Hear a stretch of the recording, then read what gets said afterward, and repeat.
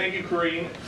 Would President Biden ever try to get out of a meeting by pulling a fire alarm? Are you talking about something specifically? A Democratic member of Congress pulled a fire alarm around a series of votes. No fire. Is that appropriate? What I can tell you is I'm not spoken to the president about this, and so just not going to comment. I would leave it up to. I know there's a House process moving forward right now. I'll leave it to the House. Okay. Since President Biden is so pro-union, is he okay with 75,000 healthcare workers possibly walking off the job this week? What I can tell you is that, and I've said this many times already this morning, the president believes all workers, including healthcare workers and those that make their work possible, they deserve a fair pay.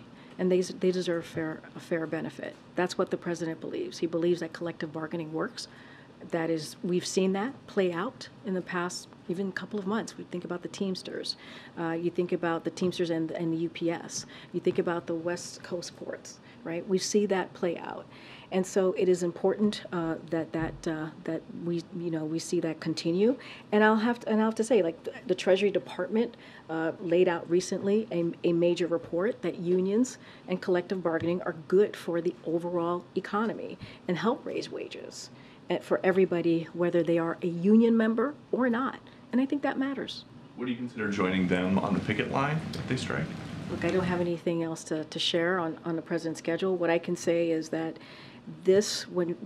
when we see this type of collective bargaining, when we see this type of, the report that I just laid out, when unions and unions do collective bargaining, it actually helps our economy overall, and it raises wages, and I think that's important for all, not just union members, also non-union members. And a couple days ago, looters were terrorizing businesses in Philadelphia.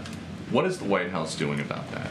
So obviously, any coordinated theft and vandalism that occurred in Philadelphia is destructive and simply unacceptable. That's what we say. We've always said that. Any type of vandalism, any type of violence, we certainly denounce that from here.